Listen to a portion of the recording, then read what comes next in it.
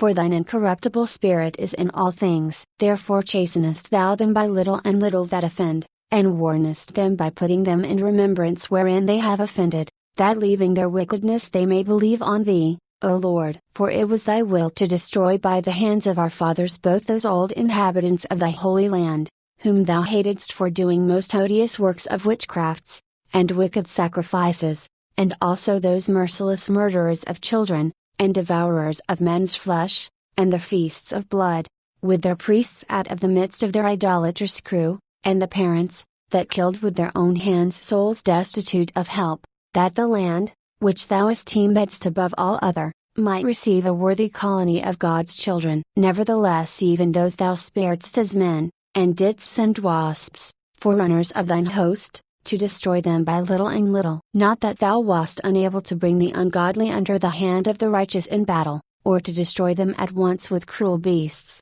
or with one rough word, but executing thy judgments upon them by little and little, thou gavest them place of repentance, not being ignorant that they were a naughty generation, and that their malice was bred in them, and that their cogitation would never be changed. For it was a cursed seed from the beginning. Neither didst thou for fear of any man give them pardon for those things wherein they sinned. For who shall say, What hast thou done? Or who shall withstand thy judgment? Or who shall accuse thee for the nations that perish, whom thou made?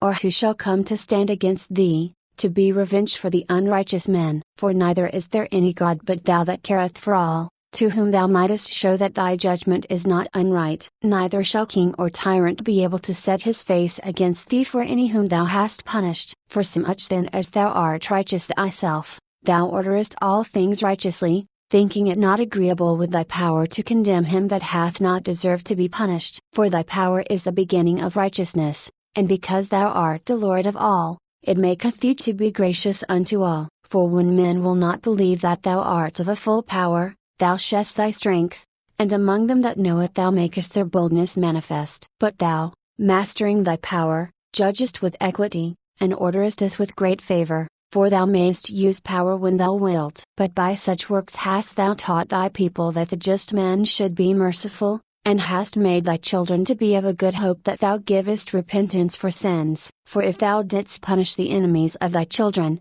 and the condemned to death, with such deliberation, giving them time and place, whereby they might be delivered from their malice, with how great circumspection didst thou judge thine own sons, unto whose fathers thou hast sworn, and made covenants of good promises? Therefore, whereas thou dost chasten us, thou scourgest our enemies 1,000 times more, to the intent that, when we judge, we should carefully think of thy goodness, and when we ourselves are judged, we should look for mercy. Wherefore, whereas men have lived dissolutely and unrighteously, thou hast tormented them with their own abominations. For they went astray very far in the ways of error, and held them for gods, which even among the beasts of their enemies were despised, being deceived, as children of no understanding. Therefore unto them, as to children without the use of reason, thou didst send a judgment to mock them. But they that would not be reformed by that correction, wherein he dallied with them, shall feel a judgment worthy of God. For, look, for what things they grudged, when they were punished, that is, for them whom they thought to be gods, now being punished in them, when they saw it, they acknowledged him to be the true God, whom before they denied to know, and therefore came extreme damnation upon them.